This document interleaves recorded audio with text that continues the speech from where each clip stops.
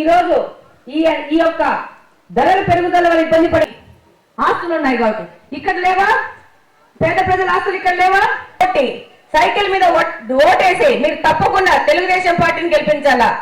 ఈ రోజు కడప నియోజకవర్గం అక్కడంతా వదిలేసినారు.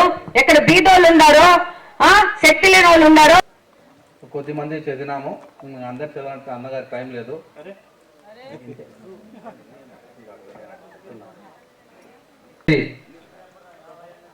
యాస్మిన్, భాషా,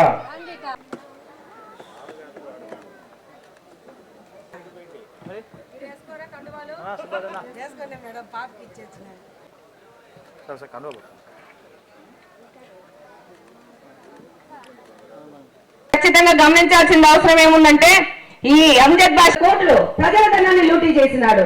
ఆయన ఒకసారి లూటీ చేస్తుంటే ఆయన కోసమే పోటీ చేస్తున్నాను, మీకు వచ్చే సమస్యల మీద పోరాటం కోసమే పోటీ చేస్తున్నాను.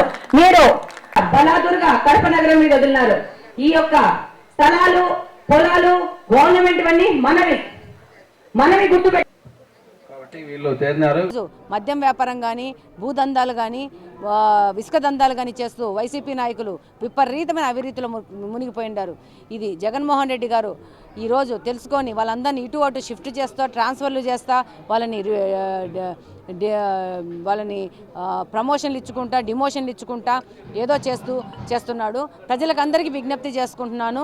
ఈ అవినీతి చేసిన ఈ యొక్క ఎమ్మెల్యేలు, ఈ జగన్మోహన్ రెడ్డి ఈరోజు పక్క నియోజకవర్గాలకు వెళ్తే వీళ్ళేమన్నా నీతిమంతులు అయిపోతారా? నా కడప నియోజకవర్గంలో ఎమ్మెల్యే అంజద్ బాషా ఈ మధ్య స్టేజ్ మీదకెక్కి మన సంక్రాంతి పండుగ చేసుకునే వాళ్ళందరి యొక్కని అవమానిస్తూ ఈరోజు గంగిరెద్దులు అంటాడు, హరిదాసులు అంటారు, బుడుబొక్కలోళ్ళు అంటాడు. ఏదంటే అది నోటికి వచ్చిందల్లా మాట్లాడుతాడు. ఈయన ఫ్రస్ట్రేషన్కు గురైపోయినాడు. ఈయనకు అర్థం కూడా కావట్లేదు. బుడుబొక్కలనే ఒక సామాజిక వర్గాన్ని అవమానిస్తూ వాళ్ళని అవహేళన చేస్తూ మాట్లాడుతున్నారు.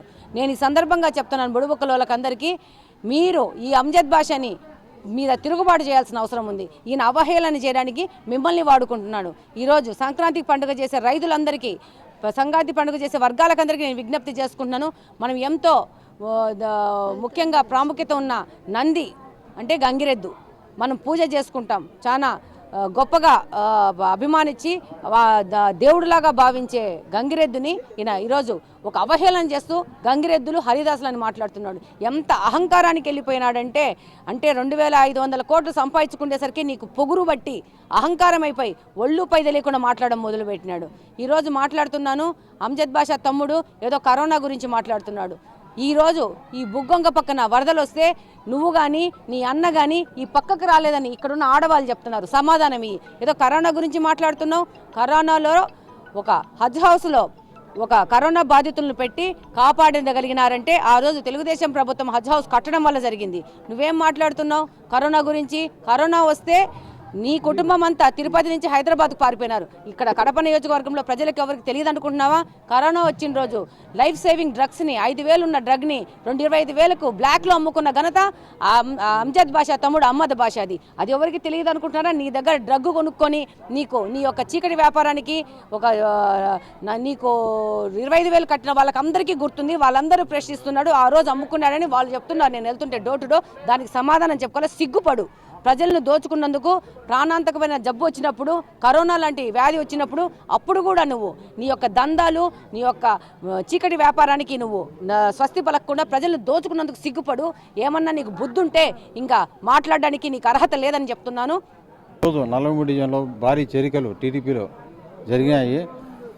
కాంగ్రెస్ ఇది వైసీపీ ప్రభుత్వం మీద వ్యతిరేకతతో ఆ డివిజన్ మీద మాకు ఇక్కడ చేరిక టీడీపీలో జరగడం జరిగింది.